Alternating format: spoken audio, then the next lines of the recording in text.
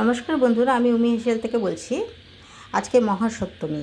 সপ্তমীতে আমি রেসিপি একবার দেখিয়েছি, যদিও তাও আমি আজকে আবার করছি। এখানে আমি পালং পনির বানাবো। তার জন্য আমি এখানে 1 কিলো পালং নিয়েছি, আর এখানে হাফ কিলো পনির নিয়েছি।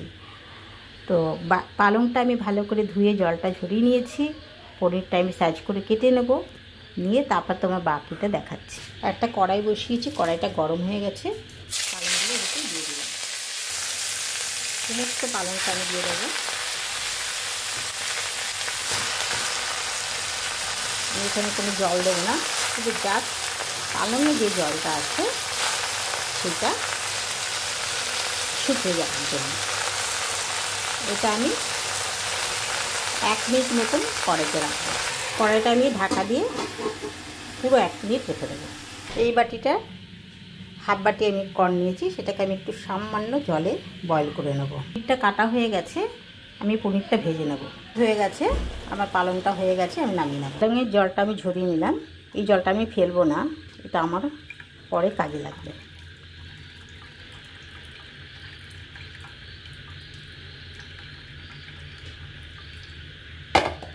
এই কড়াইটার ভিতরে 2 বোতল ঠান্ডা জল থাকবে। এই বোতলে 2 বোতল। এবার পালং শাকটা আমি জলের ভিতরে দিয়ে দিলাম, দিয়ে ওটা আমি ঠান্ডা করে নেব। আর একটা বড় আইস করে রেখেছি, এই আইসটা আমি এখানে দিয়ে দেবো। দেখো, বড় একটা আইস। এটাকে ভালো করে ঠান্ডা করে নেব।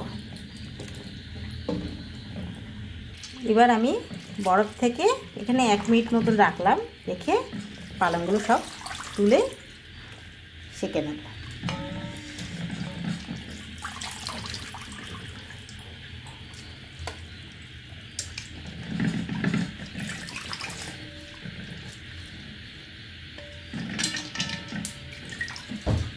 সব তোলা হয়ে গেল। এবার আমি এটা জলটা ঝরিয়ে এটাকে পেস্ট করব। ফ্রাই প্যান বসিয়েছি, অল্প নুন দিয়ে দিলাম, সামান্য হলুদ দিলাম। এবার পনিরগুলো আমি দিয়ে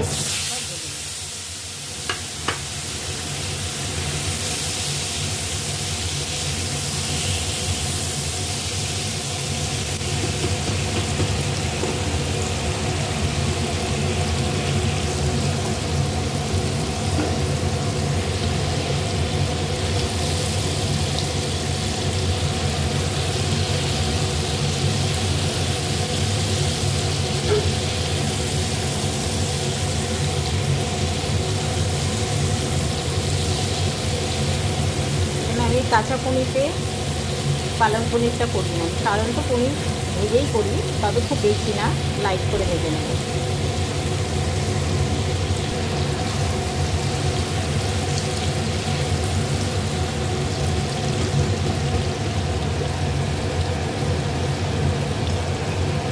আমার পনিরটা ভাজা হয়ে গেছে, আমি এবার তুলে নেব। পনিরটা ফ্রাই হয়ে গেছে। কড়াই বসিয়ে দিলাম, সরষের তেল দিলাম অল্প।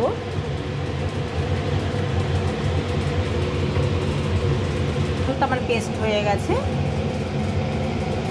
এখানে 1 টুকরো বাটা দিয়ে দিলাম,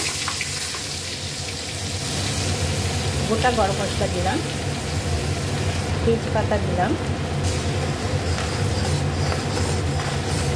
এখানে 10 কোয়া রসুন আর একটা গোটা পেঁয়াজ আছে পেস্ট করা, দিয়ে দিলাম।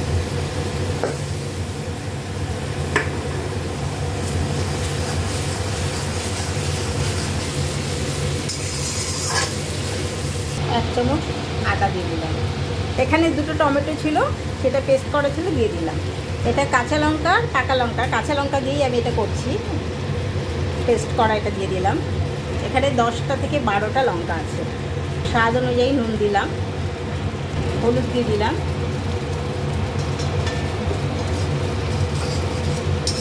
ভালো করে মশলাটা আমি কষাবো। এখানে হাফ চামচ লাল মির্চি দিলাম, এখানে হাফ চামচ ধনের গুঁড়ো দিলাম।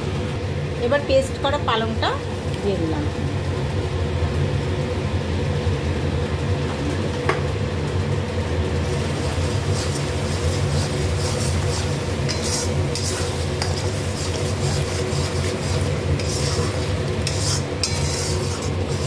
এবারে আমি এখানে ফোড়নটা দিয়ে দিলাম।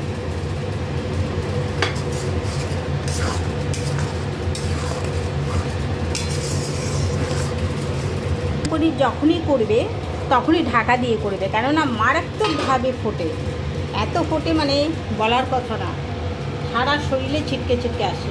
এবার আমি পনিরটা দিয়ে দিলাম।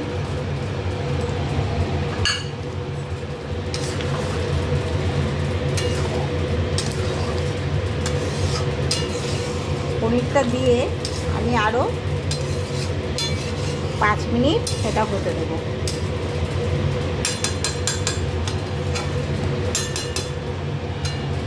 আর এখানে আমি 1 চামচ চিনি অ্যাড করব। আমার পালং পনিরটা হয়ে গেছে।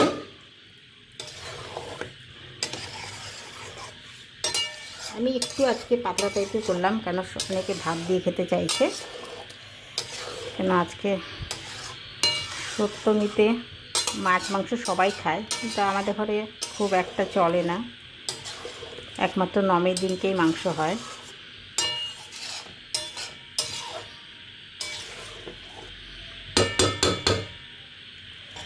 পরে তোমাদের পরিবেশন করে দেখাচ্ছি। পালং পনিরটা তোমাদের সার্ভ করে দেখিয়ে দিলাম। দারুণ স্বাদের হয়েছে এটা, আর এই স্বাদের কাউকে ভাগ দেওয়া যায় না। যদি তোমরা এইভাবে নিজেরা রান্না করে খেতে পারো তবে নিশ্চয়ই তোমাদের খুবই ভালো লাগবে। আর পুজোর সময় স্পেশাল বলতে তো আর কিছু, এখন বাইরেই তো খেয়ে খেয়ে সবার জীব নষ্ট হয়ে যাবে, তাই ঘরে কিছু যদি করে বানিয়ে খাওয়া যায় তো আরও বেশি ভালো লাগে।